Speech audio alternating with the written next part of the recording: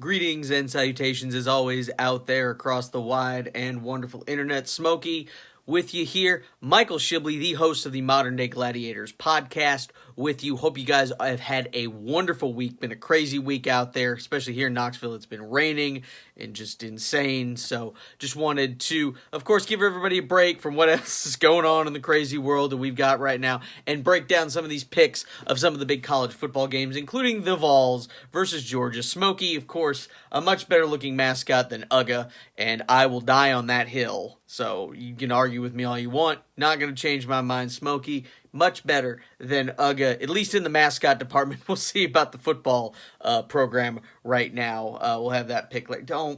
I know. It's going to be a long season, so you're going to have to stop looking at me like that after this, okay? You got to understand that, okay? If we're going to have this issue every time where you stare at me because I'm picking against the Vols, it's going to take a while, so it's okay. You're still the best looking mascot out there, okay? So if you can accept that, you'll be all right. Anyway, let's go into I'm talking to an inanimate object. This is how crazy this has gotten at this point.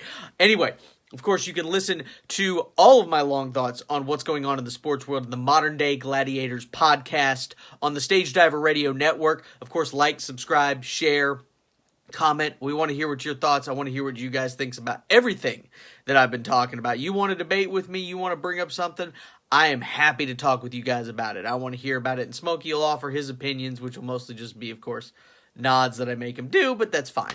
So I love you guys, and let's get into the picks real quick. A couple of ranked versus ranked games, so we'll see, but not a couple of big marquee matchups we'll get into here in a moment. West Virginia at Texas Tech. Of course, West Virginia, they got to travel from Morgantown, West Virginia to Lubbock, Texas. That is a long way to travel, but I think this West Virginia team is something special, at least in the eyes of how West Virginia has ranked over all these last few years. It's definitely Dana Holgerson's best team.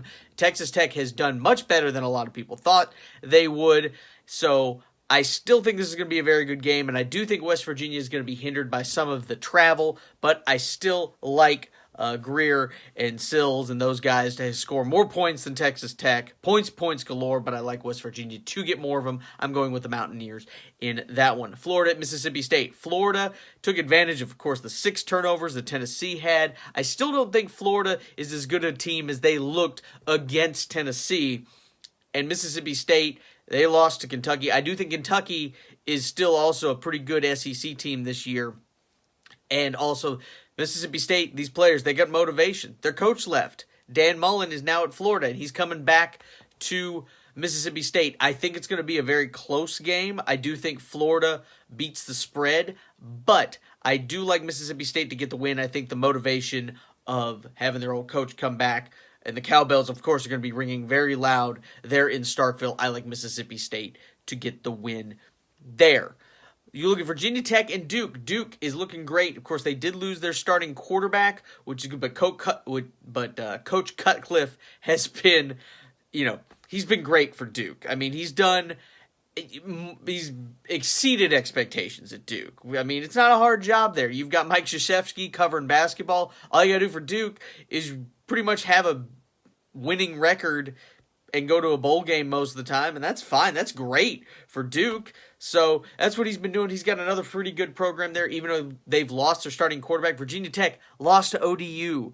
I love ODU. I have plenty of friends. I'm from Virginia Beach. Plenty of friends who went to ODU. A great victory for them. But what happened, Tech? What happened to Virginia Tech? That was, wow. So, I mean, Virginia Tech might win this game, but I'm picking Duke to win it just on the sole fact that I don't know where Virginia Tech's head's at right now after that ODU game. So I'm going with David Cutcliffe and the Blue Devils of Duke to get that one done. BYU, number 20, ranked in the country against Washington. They got to go up to Washington, though, and Washington knows BYU. Even though they're ranked, they still beat Wisconsin at Wisconsin, which I think was an incredible feat for them. I like Washington to get it done. They know what BYU can bring, so I do like the Huskies to get the win over the Cougars. South Carolina at Kentucky. The line is really close. It's a pick 'em, even though Kentucky has shown some people that see people still not believing in the Wildcats. I believe in the Wildcats right now. I've seen what they've been able to do. I'm going to go with Kentucky to get the win over South Carolina. Iowa State at TCU.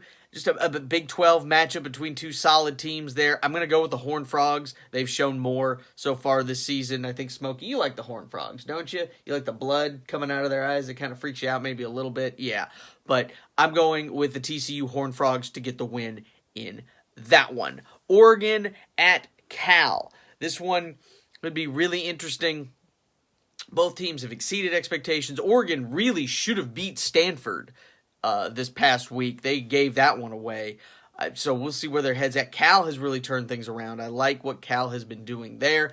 I like Cal at home to get the win there in Memorial Stadium. I'm going to go with the sturdy Golden Bears getting the win there. The Legends Trophy on the line as Stanford and Notre Dame do battle in South Bend. Stanford lucky to get out of Oregon, but I think they're just a more experienced group of players overall. Notre Dame might be switching quarterbacks, it looks like. We'll see kind of where their head's at. They have struggled in some of these games, even at Notre Dame. They looked really good last week against Wake Forest, but they've been struggling. We'll see where their head's at in this. I'm just going to go with David Shaw and the Stanford Cardinal. I just have more confidence in them to get the win in this one, going with the Stanford Cardinal to get the win at Notre Dame. The big game of the week, of course, is whiteout conditions have been called in Happy Valley as Penn State hosts Ohio State in a top 10 Big Ten matchup. These two teams, personally, I'm not a big fan. I don't like them as a fan at all. Don't like Ohio State. Don't like Penn State.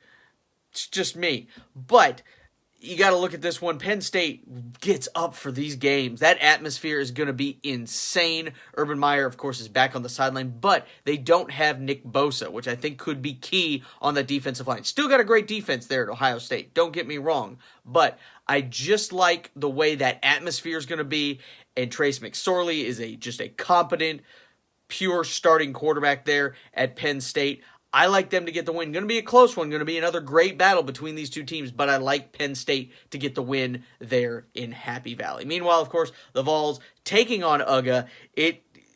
Speaking of UGA, it's going to get ugly for Tennessee in this one. I know, Smokey. It's going to be okay, buddy. Just the way the season is looking right now, I do think Tennessee's going to get some points. They didn't get points last year against Georgia. I do think they'll get some points. I think Georgia's going to score a lot more points than Tennessee does. Their offense is clicking right now. They just got to work on some of their defense, especially their front seven. Of course, you can listen to the latest episode of the Modern Day Gladiators podcast as my friends Chase Dyer and Terry Snow, some of the Haffel boys, were on. They're big Georgia fans. They acknowledge that the front seven has had some issues. I think they get some of those issues worked out against a Tennessee offense that, especially an offensive line, they can't block anybody right now. We'll see, but I like, unfortunately, Georgia to get the win 47-10. I don't think it's going to be very pretty. I do think Tennessee gets some points this time, so not going to get shut out, but it's okay, Smokey. And, of course, we'll recap that game later on Saturday. Stay tuned here, and I'll break all that stuff down for you. But until then, I'm Michael Shibley. Too sweet. You guys have a great one out there. Smokey and I will see you next time. Love ya. Bye.